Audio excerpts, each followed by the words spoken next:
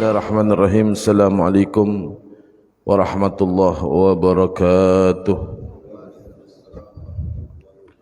Alhamdulillah wa syukrulillah ala ni'amillah. Wassalatu wassalamu ala rasulillah Sayyidina wa habibina wa syafi'ina wa qurrati a'yunina Muhammad Ibn Abdullah wa ala alihi wa sahbihi wa mawalah wa la hawla wa la quwata illa billah.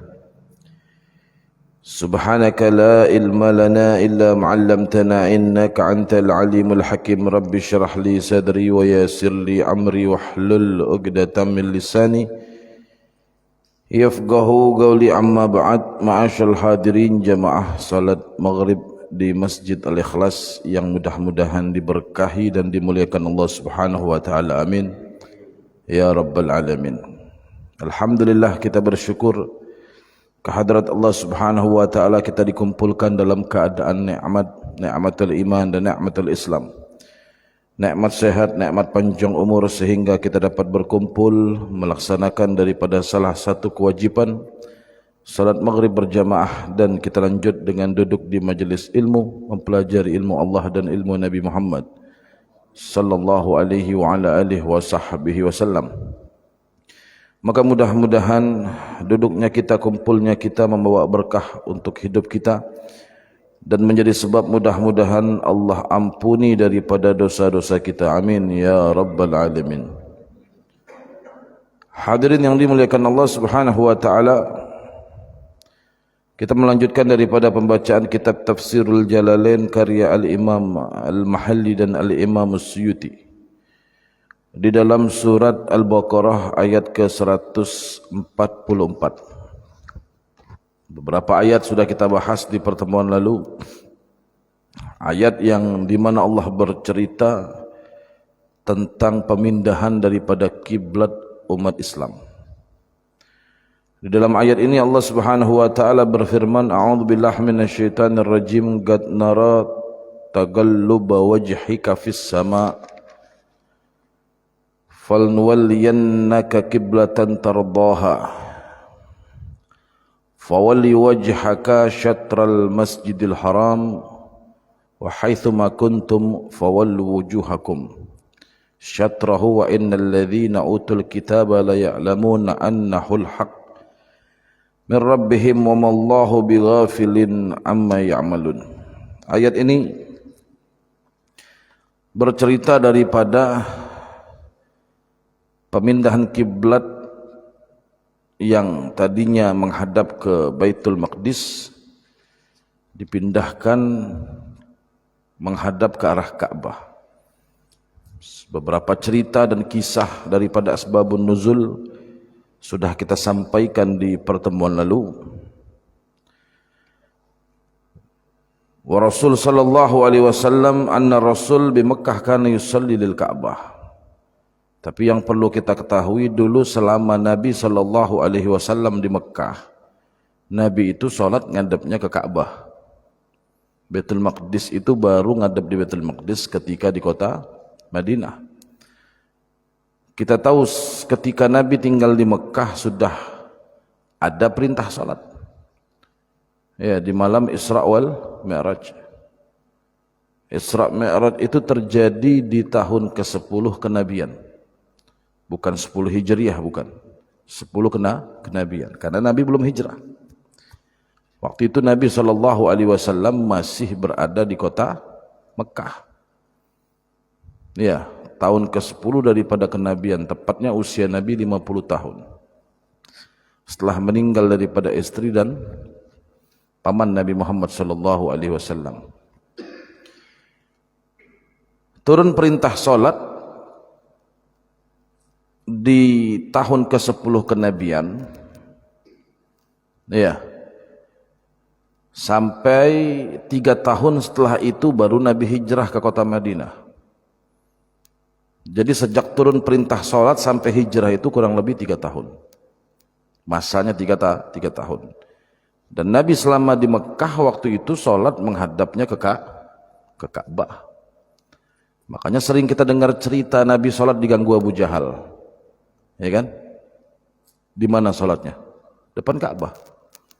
Pernah digantungin kotoran sama Abu Jahal. Pernah dicekik Nabi Muhammad SAW saat lagi salat. Maka ketika Nabi SAW hajar ilal Madinah, amara bistiqbali Baitul Maqdis ta'lifanil Yahud.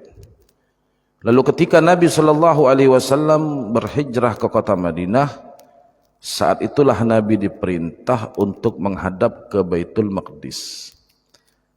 Kenapa? Ta'lifan lil Yahud, agar menyesuaikan dengan orang Yahudi.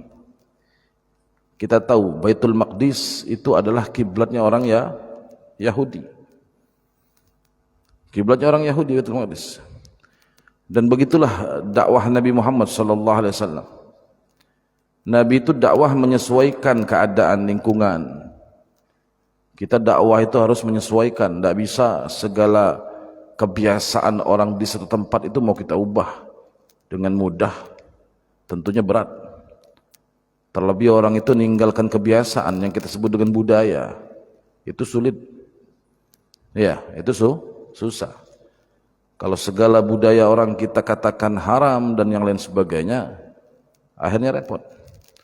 Tidak bakal berjalan dengan baik dakwah kita.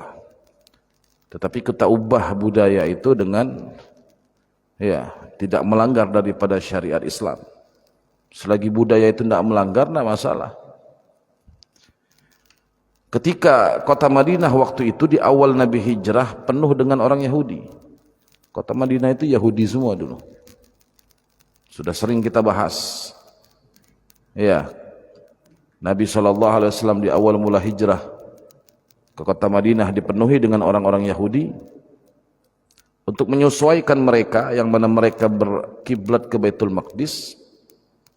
Nabi SAW pun akhirnya salat diperintahkan oleh Allah untuk menghadap ke Baitul Maqdis kurang lebih selama 17 bulan.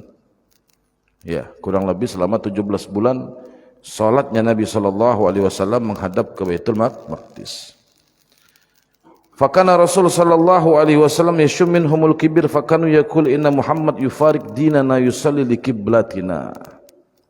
Akhirnya Nabi SAW selama salat menghadap ke Baitul Maqdis, orang Yahudi ini malah nyombong mereka. Oh, ini Muhammad niru-niru kita katanya. Hebat agama kita ini katanya. Ini Muhammad tidak mau ikut kita, tapi kiblatnya niru kita. Yashum minhul kibir.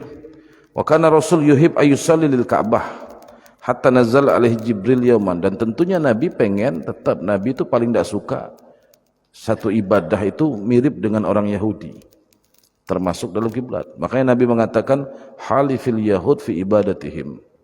Selisihi orang Yahudi itu dalam ibadah mereka. Banyak ibadah itu yang hampir mirip diselisih oleh Nabi Muhammad sallallahu alaihi wasallam. Makanya Nabi tetap lebih senangnya, lebih cintanya, lebih sukanya Nabi itu ngadep ke Ka'bah. Tapi karena perintah dari Allah Subhanahu wa taala, sampai suatu hari malaikat Jibril alaihissalam mendatangi Nabi Muhammad. Faqala lahu ya Jibril awaddu anna Allah yuhawwilani li qiblati abi Ibrahim fasal rabbak dzalik. Maka ketika malaikat Jibril mendatangi Nabi Muhammad ngomong sama malaikat Jibril, wahai Jibril, aku pengen kiblatku seperti kiblat kakekku Ibrahim, Nabi Ibrahim. Sudah kita ceritakan kemarin bagaimana proyek daripada pembangunan kiblat Ka'bah yang dibangun Nabi Ibrahim dengan putranya. Maka Nabi Muhammad mengatakan, aku senang itu kiblat mengikuti kiblat kakekku Ibrahim. Tolong mintakan kepada Allah agar Allah memindahkan kiblat ke Ka'bah lagi. Itu kata Nabi Muhammad SAW menyampaikan kalimat itu kepada malaikat Jibril. Apa kata malaikat Jibril? Faqala lahu anta akram alaihi minni. Wahai Muhammad, kata malaikat Jibril, kamu itu lebih mulia dariku. Artinya apa? Minta sendiri pasti dikabulkan Allah, jangan nyuruh saya, kata malaikat Jibril. Iya. Kalau engkau minta sendiri, engkau lebih mulia dariku, kata malaikat Jibril. Kalau engkau minta sendiri, pasti dikabulkan oleh Allah Subhanahu wa taala. Thumma sa'ada ila sama fa sara Rasul sallallahu alaihi wasallam yanzur li jihatiha muntadiran lil idzin fi dzalik. Setelah itu pulang malaikat Jibril terbang ke langit. Makanya Nabi sallallahu alaihi wasallam seringkali matanya atau wajahnya tuh ngelihat ke langit. Nunggu malaikat Jibril turun maksudnya. Orang kadang salah paham, melihat langit kenapa? Dibilang karena Allah di langit. Bukan, Allah tidak bertempat. Tetapi Nabi ngelihat ke langit itu nunggu malaikat Jibril turun. Siapa tahu malaikat Jibril turun bawa perintah kiblat itu pindah ke Ka'bah. Makanya Nabi itu sebentar-sebentar ngelihat ke langit, sebentar-sebentar ngelihat ke langit. Ya, mengharap malaikat Jibril turun membawa perintah daripada kiblat itu dipindah. Fanazala alaihi Jibril ba'da rak'atain min salati dzuhur fi Rajab. Maka turun malaikat Jibril alaihi salam, ya. Waktu itu ketika Nabi sallallahu alaihi wasallam salat zuhur. Salat zuhur 4 rakaat. Setelah 2 rakaat berarti di rakaat ketiga dan keempat. Setelah 2 rakaat berarti di rakaat ketiga. Turun malaikat Jibril membawa perintah dipindahkan kiblat tepatnya di bulan Rajab. Nah, ini sekarang sudah lewat Rajab belum? Masuk Sya'ban sekarang. Masuk sudah? Hah? Oh masuk. Malam pertama ini. Ini malam pertama Sya'ban. Iya. Baru kita berlalu daripada bulan Rajab. Bulan diperintahkan Allah salat Isra Mi'raj Nabi Muhammad dan perintah kiblat pun turun di bulan Rajab. Waktu itu Nabi sedang salat zuhur di rakaat ketiga malaikat Jibril turun. Iya. Fa'amara bitahwil lil qiblah fatahawwal wa tahawwalan nas ma'ahu, maka berpindah turun perintah tadi dari malaikat Jibril kepada Nabi Muhammad sallallahu alaihi wasallam. Waktu itu Nabi di rakaat ketiga dalam salat zuhur, di rakaat itu Nabi langsung pindah salatnya. Langsung pindah kiblatnya, maka orang-orang mengikuti perpindahan kiblat bersama Nabi Muhammad sallallahu alaihi wasallam. Yang menariknya Nabi Muhammad waktu itu langsung pindah, nggak pakai kompas ya, betul nggak? Itulah hebat Nabi Muhammad, tahu di mana arah kiblat. Kalau kita sekarang kalau di selain masjid kita bingung nyari kiblat, betul nggak? Kalau masjid jelas sudah ada apa? Sudah ada apa namanya nih? Mihrabnya, sajadahnya. Orang sholat tahu masuk masjid ke arah mihrab. Nah mungkin orang sholat masuk masjid ke arah sana kan gitu. Kalau kita di rumah. Kalau rumah kita oke lah, udah biasa kita sholat di situ. Kita ke rumah orang misalkan, kita bingung kiblat di mana, nanya dulu sama tuan rumah. Atau buka, zaman sekarang kan banyak aplikasi itu, aplikasi kiblat.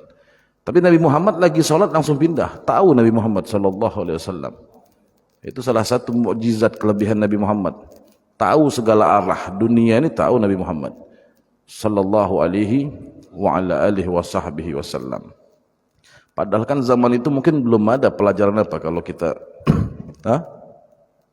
pelajaran apa? Geografi ya Pak? Iya, belum ada zaman itu. Tapi Nabi sudah tahu, Nabi di kota Mekah tahu ada di ujung dunia ada negeri Cina. Tahu nggak Nabi? Tahu. Sampai Nabi mengatakan utlubul ilma walau bisin. Tuntutlah ilmu sampai ke negeri Cina. Walaupun sampai ke negeri Cina, kata Nabi Muhammad. Ya, zaman itu kan belum ada peta, belum ada misalkan hal-hal apalagi aplikasi Google Map apalagi belum ada.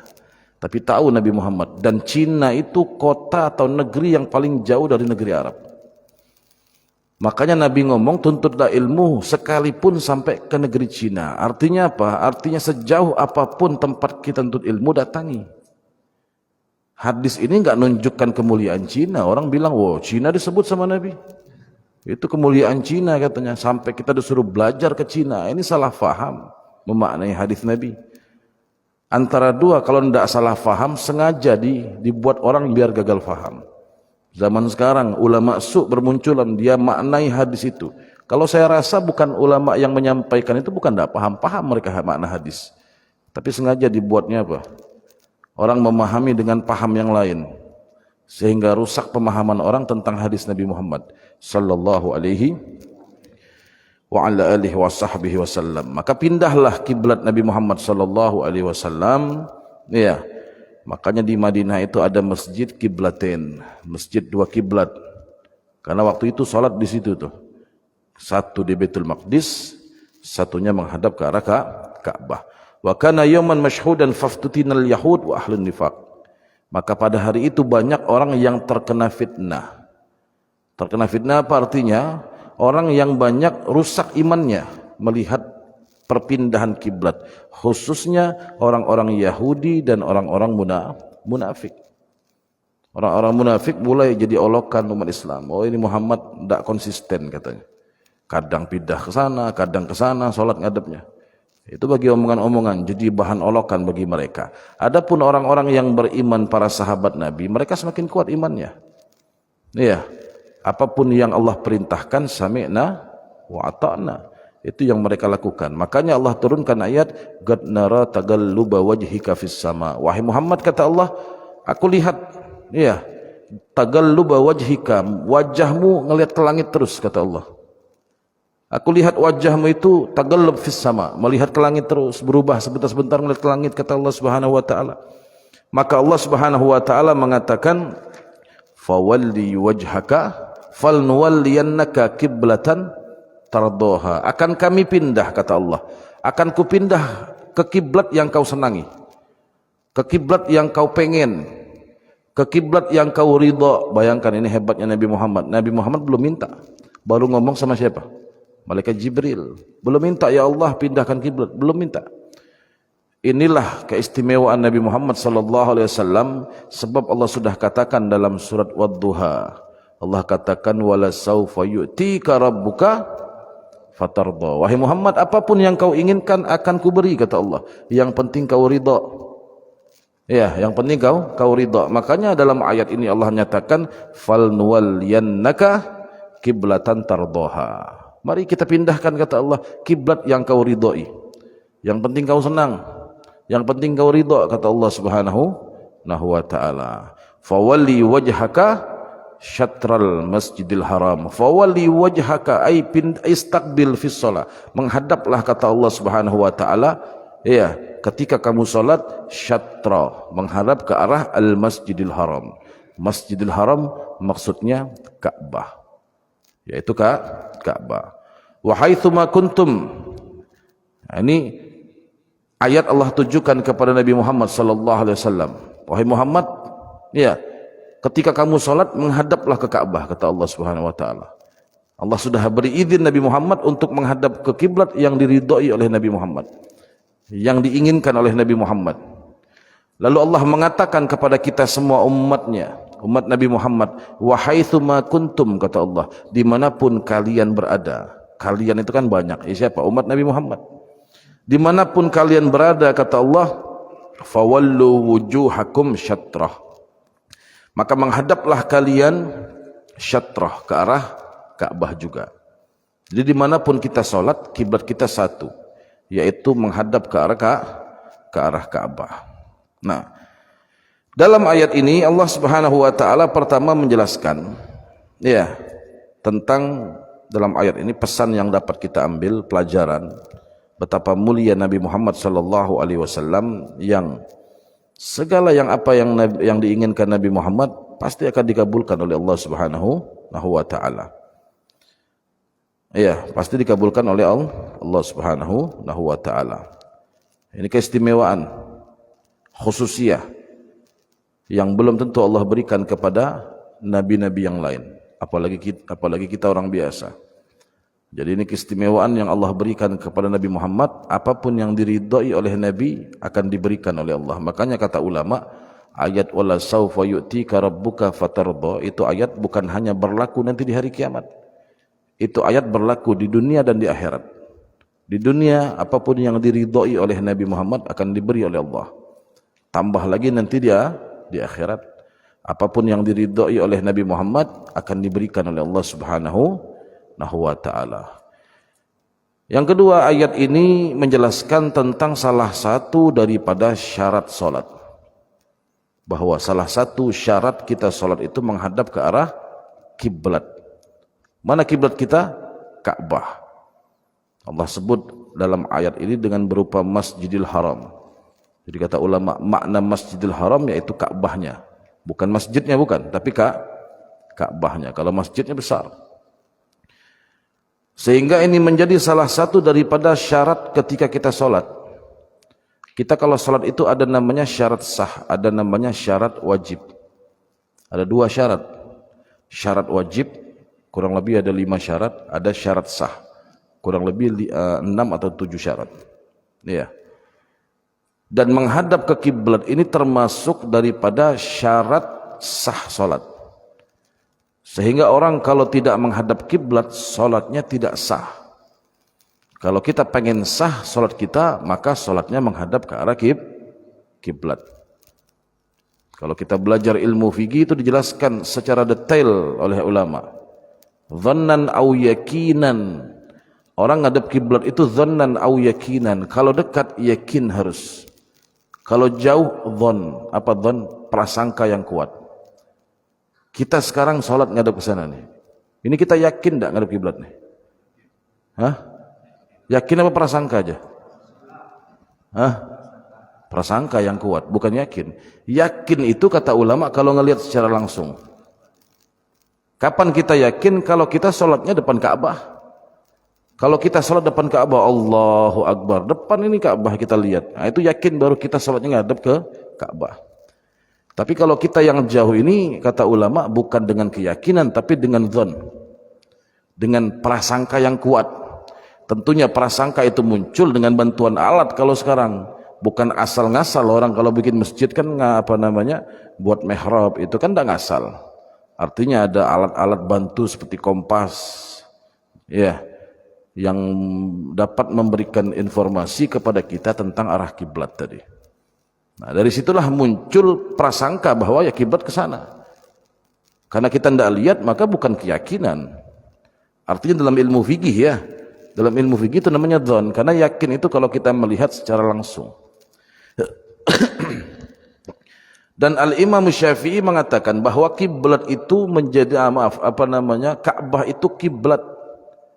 Jadi orang kalau sholat wajib ngadep Ka'bah, pas ngadep Ka'bah. Kalau melenceng sedikit daripada Ka'bah, tidak sah sholatnya. Itu menurut pendapat Al-Imam Syafi'i. Baik dia yang berada di Masjidil Haram ataupun di luar Masjidil Haram, sekalipun orang yang di luar kota Mekah, semuanya harus pas ngadep Ka'bah. Saya mau tanya, Ka'bah itu ukurannya berapa? Ada yang tahu? Berapa ukuran Ka'bah? Persegi Ka'bah itu berapa ukurannya? Hah? 13 kali? Mereng dikit. Betul ya, emang agak mereng dikit ya. Nah, panjangnya 12 meter. Dari arah Multazam 12 meter. Dari arah Hijr Ismail 11 meter. Betul dia agak miring dikit ya. Artinya enggak betul-betul persegi enggak. 12 meter dari arah Multazam, sedangkan dari arah Hijr Ismail hampir 13. 12,8. Dari arah Hijr Ismail sampai ke Rukun itu 11,28. Adapun dari Hijr Ismail, dari Rukun Yamani dengan Hijr Ismail 12,11. Intinya enggak persegi, kurang lebih 13. Katakanlah 13. Katakanlah 13 meter. Itu Ka'bah, ukuran Ka'bah. Menurut Imam Syafi'i, kita semua kan madhab Syafi'i. Ya. Kita semua bermadhab Imam Syafi'i. Sehingga kalau kita sholat harus pas ngadep Ka'bah. Dikit aja kita keluar daripada Ka'bah, badan kita. Orang sholat itu yang wajib ngadep Ka'bah itu badannya, bukan kepala. Mu'adhamul badan, sebagian besar daripada badan kita ngadep ke Ka'bah. Terutama dada. Dada kita ini harus ngadep ke Ka'bah. Bukan kepala, makanya orang kalau sholat dia noleh tidak batal sholatnya. Tapi makruh hukumnya. Orang sholat misalkan gini-gini. Otomatis ketika dia menolehkan wajah kan berarti wajahnya tidak ngadep Ka'bah. Sekalipun dalam ayat dikatakan kan kalimat wajah. Hadapkan wajahmu, dalam ayatnya begitu. Tapi ulama mengatakan yang dimaksud dengan wajah di sini adalah mu'dhamul badan, sebagian besar daripada badan kita, dada. Dada ya, badan kita ini. Bukan wajah. Makanya orang ketika dia menolehkan kepala, itu kepalanya tidak ngadep kiblat, tapi tidak batal salatnya. Beda orang kalau salat dadanya dia ginikan. batal salatnya. Makanya hati-hati ketika salam. Orang kadang-kadang ketika salam, assalamualaikum warahmatullah, badannya ikut noleh, batal salat. Jadi ketika salam, yang wajib itu kan salamnya, noleh hukumnya sunnah. Tapi yang noleh kepala saja, dada jangan ikut noleh. Assalamualaikum, kata ulama, noleh itu ketika diucapkan kalimat kum, bukan a. Kita kan dari a sudah noleh kadang-kadang. Sunnahnya itu ketika kum, assalamualaikum warahmatullah. Dari mulai kum, mulai noleh, selesai noleh itu sampai warahmatullahnya. Contoh nih, sekarang saya mau salam, assalamualaikum warahmatullah, cukup wajah saja, dada jangan ikut. Iya, ketika kita assalamualaikum warahmatullah, orang kan gitu kadang-kadang. Coba perhatikan di masjid, orang yang tidak paham, tidak belajar banyak. Kalau kita belajar dalam ilmu fikih, salah satu rukun solat itu salam. Syaratnya salam itu harus ngadep kiblat, sehingga tadi kepala saja yang noleh, dada jangan noleh. Kalau dada noleh, akhirnya saat solat berarti kita tidak ngadep kiblat, batal solat kita. Batal. Jadi cukup kepala saja. Dan menoleh itu hukumnya sunnah. Yang wajib kan salamnya, ucapan assalamualaikum nyiting rukun. Kalau nolehnya sunnah, makanya orang kalau sakit kepala kan tidak bisa noleh nanti dia. Apa namanya? Salah bantal ya. Salah tidur kah, salah bantal kah? Bantal disalahin. Padahal dia yang salah tidur. Kan susah dia noleh itu, dikit aja noleh, tidak masalah. Karena menoleh itu hukumnya sunnah. 2 kali noleh kanan dan kiri. Tapi yang wajib itu mengucapkan salamnya, assalamualaikum warahmatullah. Tadi yang kita kembali ke pembahasan, kita wajib ngadep ke arah kiblat. Ukuran Ka'bah 13 meter perseginya itu. 13, anggaplah kita pukul rata biar gampang. 13. Saya mau tanya, masjid ini ukurannya berapa? Dari ujung sana sampai ujung sana. Berapa? Hah? Berapa? 20. Yakin? Mana pengurusnya? Hah? 20 lebih. Kurang lebih 20 meter. Ya. Masjid 20 meter. Ka'bah 13 meter. Betul gak? Berarti yang sholat di ujung-ujung tidak sah. Betul gak? Kan berarti yang sholat di ujung-ujung dengan ngadep Ka'bah dia. Berarti yang ngadep Ka'bah kan tengah-tengah sampai sampai 13 meter aja. Yang ke sana mungkin 7 meter, yang ke sana mungkin berapa? 8 meter. Enggak, lebihan dong. 6 meter ke sana, mungkin 7 meter ke sana, 13 meter. Berarti yang di ujung-ujung sana itu pasti sudah ngadep kiblat ya. Betul kan? Itu baru di Masjid Al-Ikhlas. Bagaimana nanti di Masjid At-Taqwa, lebih besar lagi tuh. Bisa 40 meter itu. Belum di Islamic Center. Belum lagi di masjid-masjid besar di Indonesia ini. Istiqlal. Nyata yang ujung-ujung yang lebih daripada 13 meter itu enggak ngadep ke kiblat. Gimana dong salat yang di ujung-ujung sana? Enggak sah berarti ya. Betul enggak? Menurut Imam Syafi'i enggak sah. Makanya masalah kiblat ini kita enggak ikut Imam Syafi'i. Karena kalau ikut Imam Syafi'i yang di ujung-ujung tadi enggak sah, kecuali agak melengkung sedikit. Lihat di Mekah kan melengkung softnya tuh. Enggak lurus. Kalau melengkung sedikit juga bisa-bisa kelewatan nanti kan. Karena kan kalau mau ditarik kan jauh kita ke sana ini. Makanya kata ulama, urusan kiblat, masalah kiblat khususnya orang-orang yang di luar dari kota-kota, di luar daripada kota Mekah. Kebanyakan orang satu dunia ini ngikut kepada pendapat Al-Imam Abu Hanifah. Imam Abu Hanifah. Imam Abu Hanifah berpendapat Ka'bah itu kiblat bagi orang yang sholatnya dalam masjid.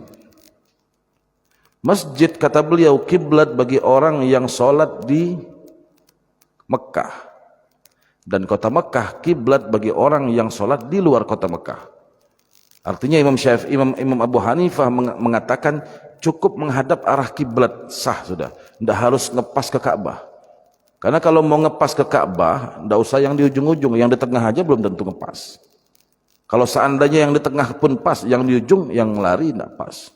Sehingga ulama berpendapat, Imam Abu Hanifah berpendapat, kiblat cukup menghadap ke arah Ka'bah. Ka'bah arahnya mana? Arah Ka'bah sana, ya sudah ngadap sana, sah. Mau sholatnya di ujung sana kah? Mau di sana kah?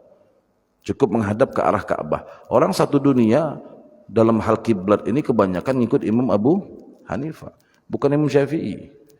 Karena kalau ikut Imam Syafi'i tadi saya katakan yang di ujung-ujung tidak sah itu salat. Repot kan? Belum di masjid-masjid besar lain. Ya, tidak pas pasti. Makanya Imam Abu Hanifah mengatakan cukup menghadap ke arah Ka'bah atau arah Mekah, mana arah Ka'bah? Sana. Ya kan? Ya sudah, ngadapnya sana. Jadi miring-miring dikit kasarannya tidak masalah. Kita sholat di rumah kan kadang-kadang tidak pas. Betul nggak? Apalagi di rumah itu kan sajadah tidak permanen, tidak kayak di masjid ada mihrab permanen sudah ini. Kalau di rumah ini kadang-kadang sajadah kita habis sholat kita gulung. Kadang hari ini miring sana, ini kadang ke sini lagi, kadang ke sini lagi. Betul nggak? Seringkali terjadi. Bagaimana sah sholatnya? Sah saja, tidak masalah. Makanya sering terjadi kadang-kadang pergeseran, namanya bumi ini kan bergeser. Perpindahan kiblat pas bangun, ini khususnya kebanyakan musola biasanya. Tidak tahu kalau masjid, kadang-kadang ada juga. Pas bangun sudah pas ini, berapa tahun kemudian pas dicek, wah salah. Ya kan? Berapa tahun kemudian sudah bangun selesai, 10 tahun ke depan dia cek kiblatnya musola itu tidak pas. Wah ini agak bermiring sekarang, bergeser bumi ini kan. Pindah kiblat kita salah ini, gimana hukumnya? Mau digeser kiblat, mau dibongkar bangunan tidak mungkin. Karena sudah ada mihrab. Kadang-kadang di musola-musola biasanya dimiringin sajadahnya aja kan gitu. Coba lihat kebanyakan musola khususnya ya. Kalau masjid belum pernah nemu saya. Khususnya musola kebanyakan kadang-kadang sajadahnya miring, nggak pas sama bangunan. Karena ketika mereka bangun dulu sama yang sekarang udah berubah. Sajadah imam itu sudah tidak sesuai mihrab lagi, udah miring sudah kan. Sajadah makmum bermiring sudah. Ya harusnya nggak perlu dimiring-miringin, sudah ngikutin aja sesuai bangunan, tidak masalah. Karena ngikut pendapat Imam Abu Hanifah tadi bahwa cukup menghadap ke arah Ka'bah. Artinya mereng sedikit itu tidak masalah. Yang penting arah Ka'bah ke sana sudah. Daripada sekarang repot mau bongkar-bongkar musola lagi, ya kan? Mau dimerengin sajadahnya lagi, itu merengin sajadah kadang-kadang makan tempat. Rugi tempat kadang-kadang, ada tempat yang harusnya bisa dibuat sholat malah tidak bisa karena sajadahnya mereng. Coba perhatikan di musola-musola banyak seperti itu. Ya banyak. Nah, kadang kita kasih tahu masyarakat tidak tidak percaya kadang-kadang. Oh tidak bisa, ini sesuai kompas. Mereka lebih percaya kompas daripada ustadz kadang-kadang. Ya kan? Warga ini masalahnya gitu, lebih percaya kompas daripada yang paham. Padahal MUI pun sudah mengeluarkan itu fatwa tentang kiblat sudah dikeluarkan. Makanya kalau di kampung kita, tempat kita ada kejadian yang kayak gitu, sosialisasi sama MUI biar dijelaskan, nanti dikeluarkan fatwanya, dikasih tahu dasar hukumnya dan yang lain sebagainya. Sehingga orang tidak ribut. Karena kadang-kadang sering terjadi ribut tuh di beberapa wilayah di kampung misalkan masalah kiblat ini.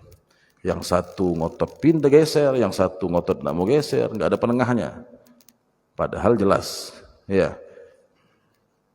Nah, makanya tadi kita kebanyakan umat Islam hampir di seluruh dunia mungkin ya kiblatnya nggak ikut Imam Syafi'i, tapi ikut Imam Abu Hanifah. Makanya kata ulama mustahil orang satu dunia ini kalau mau sholat pas ke Ka'bah itu mustahil. Artinya tidak memungkinkan. Karena tadi kita jauh, tempat kita jauh, masjid kita besar-besar. Mau ngepas ke Ka'bah itu mustahil. Orang satu dunia ngepas ke Ka'bah. Sehingga tadi ya kita sholat menghadap ke arah Ka'bah. Arah itu sudah cukup. Itu pendapat Al-Imam Abu Hanifah. Wa innal ladzina utul kitaba la ya'lamuna annahu al-haqq min rabbihim. Adapun kata Allah, orang-orang yang Allah berikan kitab kepada mereka, al-Yahud wan Nasara, orang Yahudi dan Nasara yang Allah berikan kitab. Orang Yahudi Allah berikan Taurat, orang Nasara Allah berikan Injil kepada mereka. La ya'lamun, mereka itu tahu annahul haq, bahwa perpindahan kiblat ini hak yang datangnya memang min rabbihim, datangnya dari Allah. Kenapa mereka tahu? Karena dalam kitab mereka pun sudah diceritakan. Hanya saja mereka menutupi kebenaran, pura-pura tidak tahu. Oh, tidak tahu kami. Menutupi kebenaran. Atau kebenaran mereka tukar dengan kebatilan. Mendukung yang batil padahal mereka tahu itu benar. Malah menuduh Nabi Muhammad SAW. Wa mallahu bighafilin amma ya'malun, dan Allah tidak lalai, kata Allah, dari apa yang mereka lakukan. Artinya ya, Allah tahu daripada pengingkaran mereka kepada Nabi Muhammad, yang mana pengingkaran itu nanti akan dijadikan hujjah untuk nanti menyiksa mereka di hari kiamat. Bagaimana mereka mengingkari Nabi Muhammad dan mengingkari Nabi ketika berpindah daripada kiblat. Maka di ayat berikut Allah Subhanahu wa taala mengatakan, wala in ataital ladzina utul kitaba bikulli ayatin ma tabi'u qiblataka wa ma anta bitabi'in qiblatahum wa ma ba'dhum bitabi qiblat ba'd wala in taba'ta ahwa'ahum min ba'di ma ja'aka minal ilm innaka idzal laminadh dhalimin. Kata Allah Subhanahu wa taala berikut mengatakan, kata Allah, sungguh, ini menggunakan lamul qasam, sungguh kata Allah Subhanahu wa taala, la in ataital ladzina utul kitab, wahai Muhammad, sungguh jika kau datangi mereka orang yang memiliki kitab, artinya ahlul kitab, orang Yahudi dan orang Nasara tadi, bikulli ayatin, kalau seandainya kau datang kepada orang Yahudi dan orang Nasara dengan kebesaran, dengan tanda-tanda, dengan bukti yang kuat kebenaran agama Islam, dengan bukti yang kuat daripada kebenaran Nabi Muhammad ketika diperintahkan Allah untuk memindahkan kiblat, matabi'u kiblatak, kata Allah, mereka tetap tidak bakal mau ikut kiblatmu. Artinya orang Yahudi, orang Nasara dikasih tahu kebenaran, tidak bakal ikut, kata Allah. Ya udah, tinggal saja sudah, tidak bakal mereka mau ikut. Sudah dikasih tahu sama Allah Subhanahu wa taala, matabi'u kiblatak. Kenapa? Inadan, karena sebetulnya mereka tahu kebenaran. Sesungguhnya Allah sudah katakan, mereka itu tahu kebenaran, hanya saja kebenaran mereka tutupi. Sudah disebut dalam kitab Taurat, sudah dijelaskan dalam kitab Injil misalkan, tahu mereka. Ya kan? Ya, makanya kita ini yang repot ngasih tahu orang yang pura-pura enggak tahu, kan gitu. Betul enggak? Kalau orang yang enggak tahu kita kasih tahu, dia paham. Kalau orang yang pura-pura enggak tahu, ini repot. Ya kan? Orang yang, ya kalau bahasa kasar, bodoh-bodohan lah ya. Bodoh-bodohan, tidak bodoh, tahu sebetulnya, tapi dia bodoh-bodohan, pura-pura bodoh, pura-pura tidak tahu. Makanya kata Allah, matabi'u kiblatak, mereka tidak bakal ikut kiblatmu wahai Muhammad. Wa ma anta bitabi'in kiblatahum, dan kamu pun tidak bakal ikut kiblat mereka. Iya. Ai got litamihim fi islamihim. Ini ayat kata Allah Subhanahu wa taala, got on litamihim fi islamihim. Ini ayat kata Allah Subhanahu wa taala pertama sebagai penghibur hati Nabi Muhammad. Kenapa? Nabi itu kan kita tahu, Nabi itu punya sifat sebagaimana yang Allah gambarkan dalam ayat lain, harisun alaikum bil mu'minina raufur rahim. Semangat dakwahnya luar biasa. Pengen orang itu semuanya beriman biar orang masuk surga. Nabi tidak senang kalau ada orang masuk neraka. Nabi pengen orang itu masuk surga. Sehingga kalau ada orang menolak ajakan Nabi, sedih Nabi Muhammad. Kenapa sedih? Kasihan nanti dia masuk neraka.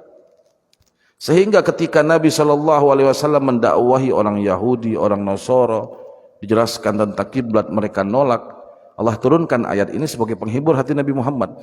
Kasarannya Allah mengatakan begini, wahai Muhammad, sudah, tidak usah diajak, sudah. Percuma, mereka tidak bakal mau ikut. Sehingga Nabi tidak perlu sedih lagi, kenapa mereka tidak ikut.